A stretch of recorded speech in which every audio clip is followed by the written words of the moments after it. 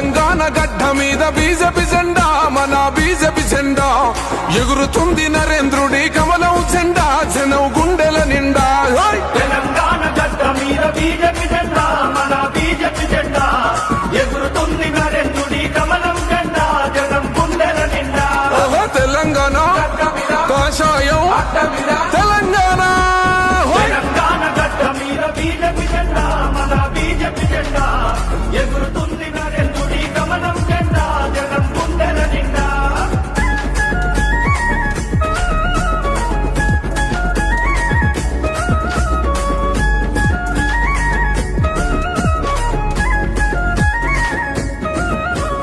కుటుంబాల పాలనకు పాతర వేద్దాం, జన జాతర చేద్దాం, తెలంగాణ రక్షకులై అడుగులు వేద్దాం, ధర్మ యుద్ధం చేద్దాం. కుటుంబాల పాలనకు పాతర వేద్దాం, జన జాతర చేద్దాం, తెలంగాణ రక్షకులై అడుగులు వేద్దాం, ధర్మ యుద్ధం చేద్దాం. కుటుంబాల పాలనకు తెలంగాణ రక్షకులై తెలంగాణ. తెలంగాణ గడ్డ మీద బీజేపీ జెండా, మన బీజేపీ జెండా ఎగురుతుంది నరేంద్రుడి కమలం జెండా, జనం గుండెల నిండా.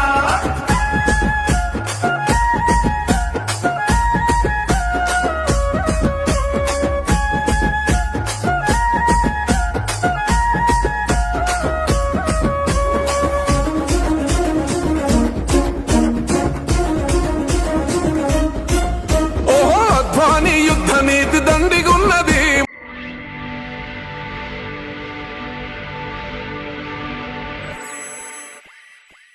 అందరికి నమస్తే.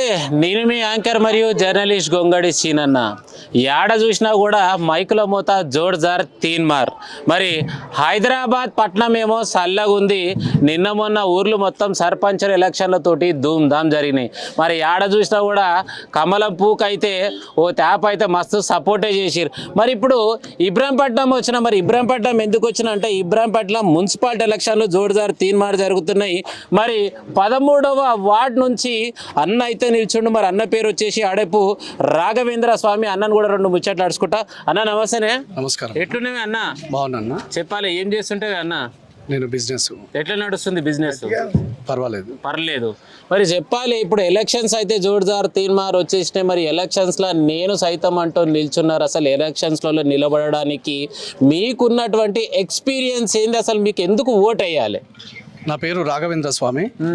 నేను గత కొన్ని సంవత్సరాల నుంచి భారతీయ జనతా పార్టీలో పనిచేయడం జరుగుతుంది ఫుల్ టైమ్గా. అదేవిధంగా ఈ యొక్క ఇబ్రాహీంపట్నం మున్సిపల్ ఎలక్షన్లలో 13వ వార్డు అభ్యర్థిగా పోటీలో ఉన్నాను.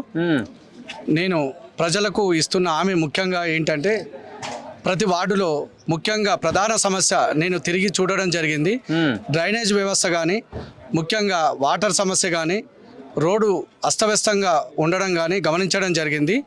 నాకు ప్రజలు నా పైన ఆశీర్వదించి నాకు ఓటేసి, భారతీయ జనతా పార్టీ కమలం పువ్వు గుర్తు పైన ఓటేసి నన్ను గెలిపిస్తే మొట్టమొదటిసారిగా ప్రతి వీధి వాడ నీళ్లు ఇవ్వడం జరుగుతుంది.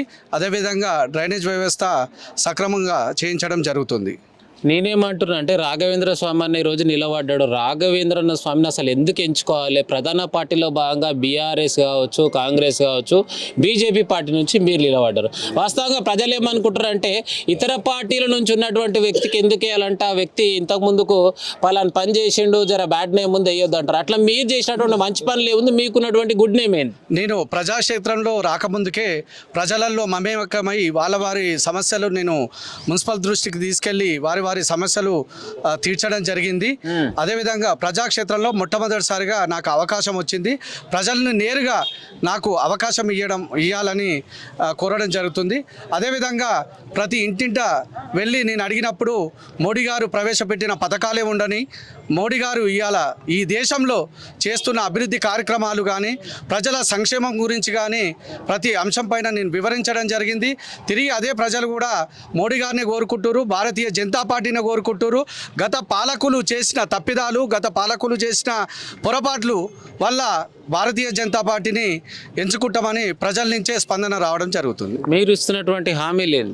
నేను ముఖ్యంగా ఇస్తున్న హామీ ఏంటంటే, ప్రతి వాడకు మంచినీరు వారికి సఫిషియెంట్గా నీరు అందేలాగా, అదేవిధంగా ప్రతి ఇంటికి డ్రైనేజ్ వ్యవస్థ సక్రమంగా ఉండేలాగా చేస్తానని నేను హామీ ఇవ్వడం జరిగింది. సో ఏది ఏమైనా కూడా మరి భారతీయ జనతా పార్టీకి ఓటేసి అభివృద్ధి చేయడానికి ముందున్నా అంటారు. ఇంకొక ముచ్చట, సపోజ్ నీకు ఓట్లు వేసిరో గెలిచిండే అనుకుందాం, గెలిస్తే మొదట మీరు చేసేవాటి మంచి పని ఏంది? నేను మొట్టమొదటిసారిగా ప్రజల నుంచి నేను తీసుకున్న హామీ కానీ ప్రజలు నన్ను కోరినది ఒకటి, ప్రతి ఇంటికి మాకు నీటి సమస్య తీవ్రత ఎక్కువ ఉన్నది. మాకు మొట్టమొదటిసారిగా మాకు నీటి వసతి కానీ సరిపోయన్ని వాటర్ ఇవ్వాలని కోరడం జరిగింది. మొట్టమొదటిసారిగా నేను ప్రతి ఇంటికి నీరు అందేలా చూస్తాను. నేను ఏం అడుగుతా అంటే, ఓట్లప్పుడు అయితే ఎట్లయితే గల్లీ గల్లీ తిరిగి నాకు ఓటు కావాలని అడుగుతున్నావు, గెలిచిన తర్వాత ఎట్లనే గల్లీ గల్లీకి మీ సమస్య ఏముందని అడగనీకి రెడీగా ఉన్నావా? నేను ప్రతిరోజు గెలిచిన తర్వాత ప్రతిరోజు 3 గంటలు కాలనీలోనే వార్డుల్లోనే ప్రతి ఇంటి సమస్య తెలుసుకొని వారి సమస్యలు ప్రతిరోజు నిత్యం తెలుసుకొని మున్సిపల్ దృష్టికి తీసుకెళ్ళి మేము పరిష్కరిస్తాం. సో ఏది ఏమైనా ప్రజలకు సేవ చేయడానికే ముందుకు వచ్చినట్టు. సో రైట్, ఏదేమైనా కూడా ప్రజలు నాపై నమ్మకం ఉంచి ఓటేసి గెలిపించినట్టయితే సేవ చేయడానికి ముందున్నా అని చెప్పేసి తన బాటల్లో తెలియజేయడం. అన్న నమస్తే. నమస్తే. ఏం పేరు అన్న? నా పేరు నాయన్ సత్యనారాయణ అన్న. నేను ఇబ్రాహీంపట్నంకు 30 సంవత్సరాల నుంచి కంటిన్యూగా ప్రజాప్రతినిధిగా ఉన్నాను. 30 సంవత్సరాల నుంచి వార్డు మెంబర్గా చేశాను ఇబ్రాహీంపట్నం, ఉప సర్పంచ్గా చేశాను, ఇన్ఛార్జ్ సర్పంచ్గా చేశాను, ఎంపీటీసీగా చేశాను, ఒకసారి మా మిస్సెస్ కౌన్సిలర్గా చేసింది, ఇప్పుడు నేను కౌన్సిలర్గా చేశాను. ఈసారి మాత్రం ఏంటంటే 30 సంవత్సరాల నుంచి ఈ తమ్ముళ్ళంతా, ఇప్పుడు రాఘవేందర్ కానీ, కొండ్రు సీన్ కానీ, దాసు అని ఇట్లా నా వెంబడుండి నిత్యం నా వెంబడి నాకు ఒక ఆత్మలాగా ఉన్నటువంటి తమ్ముళ్లను ప్రజాప్రతినిధులుగా ఈసారి నిలబెట్టి గెలిపించాలనే ఉద్దేశంతో నేను ఈసారి పోటీ చేయట్లేదు. ఈసారి 19వ వార్డు నుంచి నేను ఉండే ఇంతకుముందు, అది కండ్లు మూసుకొని గెలిచేవాడైనా కానీ ఇబ్రాహీంపట్నంలో ఎక్కడ పోయినా కానీ సత్తన్న అంటే చెప్తారు ఎవరే కానీ, 19వ వార్డు కండ్లు మూసుకొని గెలిచేది ఉన్నా కానీ వద్దు, నేను ఇచ్చిపెట్టుకుంటా ఈసారి నా తమ్ముళ్ళ గురించి. మా తర్వాత తరం కూడా లీడర్షిప్ చేయాలి, నాయకులు కావాలి అని ఒక సదుద్దేశంతో ఏం చేసినామంటే, ఈసారి పోయినసారి 3 వార్డులలోనే భారతీయ జనతా పార్టీ నామినేషన్లు వేయడం జరిగింది. ఈసారి మాత్రం నేను దగ్గరుండి అన్ని వ్యయ ప్రయాసాలు కోర్చి తమ్ముళ్ళని అందరిని కూడా 20 వార్డులలో మా సోదరి మండలని అనుకోండి, కొండ్రు మణిల అమ్మ మహిళా మండలను కానీ మా చెల్లెలు అందరినీ కూడా 20 వార్డులలో ఈసారి భారతీయ జనతా పార్టీ తరఫు నుంచి యూత్ను పెట్టడం జరిగింది. ఈసారి ఇబ్రాహీంపట్నంలో జరగబోయేటువంటి ఎన్నికల్లో ఆశ్చర్యకరమైన ఫలితాలు మీరు చూడబోతున్నారు. ఈరోజు ఫస్ట్ ముందు భారతీయ జనతా పార్టీ అంటే, భారతీయ జనతా పార్టీ ఏంది ఒక 2-3 వాళ్ళకి పరిమితం అనుకున్నారు. ఈరోజు రాను రాను రాను రాను మా ప్రచారం ఉధృతమై ప్రజల నుంచి మాకు వస్తున్న స్పందన చూసి వేరే పార్టీ అభ్యర్థులు నా ఇంటికి వచ్చి ఏడుస్తున్నారు. అన్న జర్రను ఊకో, అన్న జర్రను వాగన్నా, నువ్వు జర్ర ఊకుంటే మేము గెలిచిపోతామన్నా అంటే, నేను ఇంచుమించు చిన్నప్పటి నుంచి కూడా ఆర్ఎస్ఎస్ కానీ భారతీయ జనతా పార్టీ కానీ మాకు ఒక్కని సపోర్ట్ చేయకుండా ఉంచితే పక్కలు గెలుస్తారనే ఆలోచన వాళ్ళకి అనమాట. అన్న నువ్వు ఒక్కసారి వాళ్ళు అడుగు పెట్టకపోతే మేము బయట పడతాం. కానీ మాకు ఆర్ఎస్ఎస్ కానీ 40 సంవత్సరాల నుంచి నేను ఆర్ఎస్ఎస్ బీజేపీలో ఉన్నా, తెలుసు ఆ సంగతి అందరికి కూడా తెలుసు. కానీ నేను ఒకటే, మాకు మా పార్టీ నైతిక విలువలు నేర్పించింది. ఆ నైతిక విలువలతో మేము ఎక్కడ పోయినా ఏదున్నా కానీ, ఎవరికి ఏ ఆపద వచ్చినా కానీ రోడ్డు మీద పోతుంటే కూడా మేము స్పందిస్తాం. వాళ్ళు ఎవరో మాకు తెలియకుండా కానీ స్పందిస్తాం. అంటే మాకు మా పార్టీ నేర్పిన సంస్కారం అది మాది. ఈసారి ప్రతి పార్టీకి కూడా నాకు తెలిసి అయితే కాంగ్రెస్ పార్టీ 3rd ప్లేస్లోకి వెళ్ళిపోయింది. ఇప్పుడు ఏదున్నా కానీ బీఆర్ఎస్కి మాకే నడిచేటువంటి పరిస్థితి ఉన్నది పోటీలో. అంటే మీరు సర్వే కూడా చేసుకోండి, ప్రతి వాళ్ళలో మీకు సర్వే చేసుకుంటే తెలిసిపోతుంది. ఈసారి ఆశ్చర్యకరమైన ఫలితాలు భారతీయ జనతా పార్టీ ఇబ్రాహీంపట్నంలో చూపబోతుంది. దేవుడు కరుణించి ఓటర్ మహాశైలిగా కరుణిస్తే చైర్మన్ పీఠం మీద ఈసారి భారతీయ జనతా పార్టీ ఉంటుంది. చైర్మన్ పీఠం కూడా కూర్చోవాలి. దాని గురించి మా దగ్గరనే కాకుండా చుట్టుముట్టు ఉన్నటువంటి పెద్దంబర్పేట కానివ్వండి, తుర్కెంజాల్ కానివ్వండి, వనస్థలపురం కానివ్వండి, అన్న పెద్దలు సీనన్న, ఇక మా అన్న నరసింహారెడ్డి అన్న, మా పెద్దలు, మా గురువు గారు, అట్లనే అన్న రవీందర్ రెడ్డి అన్న, వీళ్ళందరూ కూడా భాష అన్న, వీళ్ళందరూ కూడా చుట్టుముట్టు ఏరియాల నుంచి కూడా అందరు వచ్చేసేసి మాకన్నా ముందే వచ్చి మా దగ్గర ఉంటున్నారు. అన్న నడు మన ప్రచారానికి వెళ్దామని చెప్పేసి మేము పబ్లిక్ పోయినా కొద్ది కూడా ఆ స్పందన చూసి అందరు కూడా విచిత్రపోతున్నారు. అంటే మా గొప్పతనం కాదు, పైన ఉన్నటువంటి నరేంద్ర మోడీ. మేము పోయేసరికి నరేంద్ర మోడీ జిందాబాద్ అంటున్నారు ఓటర్లు. మేము అనక ముందే నరేంద్ర మోడీ జిందాబాద్ అంటున్నారు. అంటే ఆ స్పందన ఎంత ఉందనేది మా ప్రియతమ ప్రధానమంత్రి అనేది మీరు అర్థం చేసుకోవచ్చు. మా ప్రధానమంత్రి స్పందన అనుకోండి, ఇక్కడ రాఘవేందర్ కానీ వీళ్ళు ఎప్పుడు అధికారం లేనప్పుడు కూడా ప్రజలకు అందుబాటులో ఉన్నారు. ఏది పిలిచినా కానీ ఇట్లా పోయి ఇట్లా పని చేసి వచ్చారు వాళ్ళు. అదే ఉందన్నమాట. మీకు పదవి లేకపోతేనే ఇంత బాగా చేసిరు, ఈసారి మీకు అధికారం ఇస్తే ఇంకా బాగా చేస్తారనే ఆలోచనతో ప్రజలందరూ కూడా అసలు కౌంట్లకు తీసుకొని వార్డులు కూడా ఈసారి మొదటి ప్లేస్లోకి పోవడం అనేది జరిగింది. సో మొత్తం ఎన్ని వార్డులలో బీజేపీ క్యాండిడేట్స్ నిలబడ్డారు? మేము పోయినసారి 3 వార్డులు నిలబడ్డాం, 24కు. ఈసారి 24కు 20 నిలబడ్డాము. ఆ 4 కూడా మాకు సమయం సరిపోలేదు. ఎందుకంటే 6 ఎస్సీ వార్డులు అయినాయి. ఎస్సీ బస్తీలు ఉన్నటువంటి 3 వార్డులు కూడా జనరల్ అయినాయి. దాంట్లో కూడా ఎస్సీ కార్యకర్తలను పెట్టడం జరిగింది. అట్లా 9 ఎస్సీ కార్యకర్తలు అనేసరికి ఒక లేడీస్ కూడా సగం అయినాయి.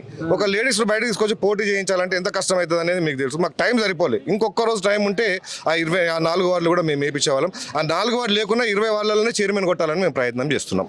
సో రైట్, ఏదేమైనా కూడా సత్తన్న చెప్పిన ముచ్చటైతే మీ అందరికి నచ్చింది అనుకుంటా. మరి సత్తరను ఒక్కని సప్పుడు కాకుండా చూస్తే పక్కోళ్ళందరూ గెలవనిక సిద్ధం ఉన్న ఆలోచన. కానీ సత్తన్న అయితే అస్సలు సప్పుడు కాకుండా లేడు. ఇక గల్లీ తిరుగుడే గెలిపించడు పక్క అంటుండు. మరి ఇక చూడాలి ఏం చేస్తాడు. అన్న నమస్తేనే అన్న. నమస్తే. నమస్తే అన్న. నా పేరు కళ్యాణ్ రవీందర్ రెడ్డి. అన్న ఎట్లున్నావు? బాగున్నా. చెప్పాలి మరి ఎందుకు బీజేపీకి ఓటు వేయాలి? ఎందుకు బీజేపీ ఓటేయాలంటే నరేంద్ర మోడీ గారు చేస్తున్న ఆశయాలకే భారతీయ జనతా పార్టీకి ఓటేయాలని చెప్పి మేము పబ్లిక్ను కోరడం జరుగుతుంది. అదేవిధంగా నేను గిట్ట ఇంతకుముందు పార్టీల అనుభవంతో ఉన్నటువంటి ఇబ్రాహీంపట్నం చూస్తుంటే ఇందాక సతన్న అన్నట్టు మరి చైర్మన్ పీఠం మీద మేము కంపల్సరీ ఉంటామని చెప్పి మాకు ఆశ ఉంది, ఆలోచన ఉంది. ఎందుకంటే ఉన్న ఇబ్రాహీంపట్నం కార్యకర్త సోదరులందరూ మేమంటూ ఉన్నామని చెప్పి మీ అంటూ ఉన్నామని చెప్పి మాకు సహకరిస్తారు. అదేవిధంగా మేము ఖచ్చితంగా నమ్మడం ఈడ ఉన్నటువంటి భారతీయ జనతా పార్టీ పీఠం మీద మేమే భారతీయ జనతా పార్టీ మా అభ్యర్థులు గెలిచి చైర్మన్ పీఠం కొడతామని చెప్పి మా నిర్ణయం. రైట్ అన్న. నమస్తేనే. నమస్తే. ఏం పేరు అన్న? వల్లిపల్లి శ్రీనివాస్ రెడ్డి, జిల్లా అధ్యక్షుడు. బీజేపీ రంగారెడ్డి జిల్లా అధ్యక్షుడిని నేను. మేమంతా క్షేమంగా ఉన్నాం, ఉరుకలతోనున్నాం. దేశం మొత్తం కూడా కాషాయీకరణ అవుతున్నది. 20 రాష్ట్రాలలో మీరు ఇంతకుముందు వేసిన ప్రశ్నలన్నీ విన్నా నేను. దేశం మొత్తం కూడా ఒక కాషాయ ట్రెండ్ నడుస్తున్నది. దేశభక్తితోని, జాతీయ భావాలతోని ఈ వికాసం అనే సబ్కా సాత్, సబ్కా వికాస్, సబ్కా ప్రయాస్, సబ్కా విశ్వాస్ అనేటువంటి నరేంద్ర మోడీ గారి నినాదాన్ని తీసుకొని పోతున్నాం. 20 రాష్ట్రాలలో ప్రభుత్వాన్ని ఏర్పాటు చేసిండ్రు. ఇప్పుడు లోకల్ బాడీస్ తెలంగాణ లోపల జరుగుతున్నాయి. తెలంగాణలో కూడా మారు మోగుతున్నది. ఇప్పుడు 2 మేయర్లు కరీంనగర్, నిజామాబాద్ పక్కా మేయర్లు 2 కూడా కార్పొరేషన్లలో అది ఖాయమైన మిగతా రోజు ఆ విధంగా ప్రయాణం జరుగుతూ ఉంది. దాంట్లో భాగంగా మా పక్కనే ఉన్నటువంటి ఇబ్రాహీంపట్నంలో ఈ పండుగ జరుగుతున్నప్పుడు సోదరులకు అండగా ఉండాలి, ఇక్కడ కమల వికాసం జరగాలనేటువంటి దాంతో గత కొన్ని రోజులుగా మేము ఇక్కడ అబ్జర్వ్ చేస్తున్నాం. ఇక్కడ ఉన్నటువంటి basic communities, water, drainage, electricity అనేటువంటి రోడ్స్ ఇవన్నీ కూడా అస్తవ్యస్తంగా ఉన్నాయి. ఇంతకు ముందు ఉన్నటువంటి వాళ్ళు ఏం చేసిరు తెలియదు. 2 సంవత్సరాలు అయింది కాంగ్రెస్ ప్రభుత్వం వచ్చి. రేవంత్ రెడ్డి కేవలం మైనార్టీ అపీజ్మెంట్ గురించి ముస్లిం అంటేనే కాంగ్రెస్ అంటేనే ముస్లిం అని అన్నాడు. ఆయన ఇన్ని గ్యారంటీలు దాదాపు 400 ఇచ్చిండు, 6 గ్యారంటీలు అన్నాడు. ఒక బస్సు ఫ్రీ బస్సు తప్ప మిగతా ఏ కనబడతలేవు. ఆ ఫ్రీ బస్సు టికెట్లు కూడా ఇంకో రకంగా వసూలు చేస్తున్నటువంటి రెవెన్యూ ట్యాక్సెస్ లోపల మేము చూస్తున్నాం. మాటల గారెడితోని బీఆర్ఎస్ గల్లంత అయింది. ఇవాళ రేవంత్ రెడ్డి కూడా అదే స్థాయి లోపల దిగజారుడుతనానికి దిగబడి ఇవాళ హిందువులను మెజారిటీ సెక్షన్ని మొత్తం మైమరిచి కేవలం మైనార్టీ అపీజ్మెంట్ మీదనే పార్టీని నడిపించాలనుకుంటున్నాడు. ఆయన కర్మ. కాంగ్రెస్లో ఉన్నటువంటి హిందువులు ఎంత బాధపడుతుంటే పొద్దున్న లేస్తే ఆయన కొట్టేటువంటి డైలాగులు జీర్ణమైతే లేవు. ఖాయం కాంగ్రెస్, ఖతం కాంగ్రెస్ అనే రోజులు వస్తాయి. అందరు ఖాళీ అవుతారు. స్వాభిమానం, అభిమానం ఉన్నటువంటి ఏ హిందూ కూడా కాంగ్రెస్లో పనిచేయడానికి సిగ్గుపడుతున్నారు. ఆ రోజులు కూడా దగ్గర పడ్డాయి. అయితే వికాసం అనేటువంటిది భారతీయ జనతా పార్టీలో అగ్రభాగం. దాని తర్వాతనే మిగతా విషయాలు. ఎక్కడ చూసినా కూడా నాన్ కరప్షన్. ఇంతకుముందు మీరు కాంగ్రెస్ తీసుకోండి, ఇప్పుడు వచ్చినటువంటి ఎమ్మెల్యే సంగతి చూడు. నీడ ఏం చేస్తున్నాడు ఇబ్రాహీంపట్నం కాన్స్టిట్యున్సీ లోపల? ఆయన వచ్చి 2 ఏళ్ళు అయింది, ఎక్కడ అత్తా పత్తలేదు. ఎంతసేపు పటేల్గిరి తప్ప, డిక్టేషన్స్ తప్ప, దాదాగిరి తప్ప వేరే ఏం లేవు. ఈడ ఉన్నటువంటి ఇబ్రాహీంపట్నం గల్లీలు చూడరు మీరు, పందులు మనుషులు సజీవనం చేసేటువంటి వాతావరణం కల్పిస్తున్నాడు. ఉన్నటువంటి దానికన్నా మంచిగా ఉన్నారు. పల్లెటూర్లలోకి ఏం చేదో చదివించుకోవాలని చెప్పేసి ఉన్నది అరకొర తీసుకొచ్చి ఇబ్రాహీంపట్నంలో ఇల్లు కట్టుకొని ఈడ మంచిగా ఉన్నది, ఇది డెవలప్ అయింది అని అనుకుంటే దీన్ని తీసుకొని మా పల్లెటూరే నయం ఉండే అనేటువంటి పరిస్థితి కల్పిస్తున్నారు. కాబట్టి వీళ్ళందరికీ కూడా వాళ్ళ భాష ఒకటి ఉన్నది కదా, కర్రు కాల్చి బాత పెట్టేది. ఈ జనాలు ఈ లోకల్ బాడీ ఎలక్షన్లో పెట్టబోతున్నారు. అండర్ డాగ్స్ కింద వచ్చిండ్రు భారతీయ జనతా పార్టీ. వాళ్ళను తక్కువ అంచనా ఏకురి ప్రతి చిన్న కార్యకర్త ఇలా గెలిచి కమలం పట్టుకొని బయటికి వచ్చేటువంటి వాతావరణం తయారైపోయింది. కొన్ని రోజులలో చూడండి ఇబ్రాహీంపట్నంలో ఒక మ్యాజిక్ జరగబోతుంది. భారతీయ జనతా పార్టీ వైపు చూస్తున్నారు. 10,000 15,000 ఓటుకి కాంగ్రెస్ బీఆర్ఎస్ పోటీపడి పంచుతామని తిరుగుతున్నారు. మాకు గల్లీలల్లో ప్రచారం కాడ ఓటు కనబడతలేడు. వాళ్ళు నమ్మిందల్లా పైసలు పంచుతాం కొంటాం అనే దాని లోపల కక్కాలే బిడ్డ. మీరు తిన్న పైసలన్నీ కక్కాలే. మీరు చేసినటువంటి ఇరిగేషన్ ప్రాజెక్టులల్లో ఎన్నైతే దోషిరో ఉనికిని కాపాడుకోవడానికి ఈరోజు ఆ పైసలన్నీ ఇక్కడ పంపు చేస్తారు. ప్రజలకు కూడా తెలుసు. తీసుకొని రమ్మా ఇచ్చిన పైసలన్నీ, తీసుకొని రన్న అన్ని పైసలు అవి మీ పైసలే. మన దగ్గర గుంజుకుని మన దగ్గర ట్యాక్స్ రూపంలో కానీ ఇంకో రకంగా గుంజుకున్న పైసలే మనకు ఆ ప్రాజెక్టులలో పెట్టిరు. ఆ పైసలే మళ్ళీ వాపసు వస్తున్నాయి, తీసుకోండి. కానీ మనస్సాక్షికి, ఆత్మసాక్షికి, మన ఆత్మాభిమాన్ని అమ్ముకోకుండా దేశం గురించి ఇలా అవసరం ఉన్నటువంటి నరేంద్ర మోడీ శిష్యులకు, నరేంద్ర మోడీ బలపరుస్తున్నటువంటి పార్టీకి మనందరం కూడా ఓటేసి ఇబ్రాహీంపట్నాన్ని కూడా సస్యశ్యామలం చేయాలి, వికాసం వైపు తీసుకుపోవాలి అనేటువంటి కమలం గుర్తు ఓటేసి చైర్మన్షిప్ కైవసం చేసుకోబోతున్న దాని లోపల అతిశయోక్తి లేదు. ఆ స్వాభిమానంతోనే ప్రతి కార్యకర్త తిరుగుతున్నటువంటిది మేము ఇలా చూస్తున్నాం. జనాలలో కూడా ఎంత చిన్న బిజినెస్ చేసుకున్న వాళ్ళైనా కింద కూర్చొని కూరగాయలు అమ్మినా, గేగులు అమ్మినా, రేకులు అమ్మినా వాళ్ళందరూ కూడా ఒకటే అంటారు, ఈసారి పువ్వు గుర్తుకు వేస్తున్నాం నాయన అని అన్నారు. నేను సర్వే చేసుకుంటూ పోతూ ఉంటే, ఊరికి అడుగుకుంటూ పోతుంటే, కాబట్టి ఆ వాతావరణం ఉంది. ఈ అండర్ కరెంట్ని తక్కువ అంచనా వేయద్దు. భారతీయ జనతా పార్టీ వచ్చినాక మీరు చూడురి, కరప్షన్ ఫ్రీ ఇబ్రాహీంపట్నం ఉంటుంది. ఏడ చూసినా చిన్న విషయానికి వస్తే తహసీల్దార్ ఆఫీస్ అట్టనే, ఆర్డీఓ ఆఫీస్ అట్టనే, ఇంకా ఏ ఆఫీస్ చూసినా కూడా. ఎందుకంటే వీళ్ళు వాళ్ళకి ఇచ్చుకోవాలన్నట, వాళ్ళు ఆఫీసర్లను నిలదీసి అంటారు మరి మేము ఇచ్చుకొని వచ్చినాం అనేటువంటి దానిలో ఉన్నారు. ఇవన్నీ బంద్ అయిపోయే రోజులు వచ్చినాయి బిడ్డ. ఇవాళ ఈడ 2 టీచర్ ఎమ్మెల్సీలు మేము కొట్టినాం. గ్రాడ్యుయేట్స్ కాన్స్టిట్యున్సీ కొట్టేసి వచ్చినాం. 58 అసెంబ్లీ సెగ్మెంట్స్ అందులో కవర్ అయినాయి. విద్యార్థికులు అందరూ కూడా కమలం పువ్వు రోకే వేసిండ్రు. కాబట్టి ఆ వాతావరణంలో ఉన్నది. లోకల్ బాడీస్ కొడతాం. రేపు జిహెచ్ఎంసీ మీద జెండెగరేయబోతున్నాం. దానికి రేవంత్ రెడ్డి కింద మీద అవుతున్నాడు. 3 ముక్కలు చేయాలన్నా, 4 చేయాలన్నా, ఒకటే ఉంచుకోవాలన్నా, ఔటర్ రింగ్ రోడ్ లోపలనే పెట్టాలన్నా, ఇంకా జర అట్లా చేయనా, మజ్లీస్ ఒకటి చదివిద్దామా, వానికి మనం ఏదన్నా గిఫ్ట్ కింద ఒక మేయర్షిప్ ఇద్దాం, ఓల్డ్ సిటీ 4 ఇద్దాం. అడ్డమైన ఆలోచనలు ఏంటంటే దడ పుట్టింది, వణుకు పుట్టింది. కమలం బిడ్డ గుర్తుపెట్టుకో, 4 ముక్కలు చేసినా, 2 చేసినా, ఒకటే ఉంచినా కాషాయ ధ్వజం భాగ్యనగరం మీద ఎగరబోతుంది. దాని తర్వాత వచ్చేటువంటి 29 అసెంబ్లీ జనరల్ బాడీ ఎలక్షన్స్ లోపల ముఖ్యమంత్రి కమలం గుర్తు నుండి వస్తున్నాడు. భారతీయ జనతా పార్టీ వాడు వస్తాడు. కాబట్టి ఇవన్నీ కూడా ఖాయం. ఇవన్నీ తెలిసినప్పుడల్లా దడ పుడుతున్నది కాంగ్రెస్ నాయకులకు.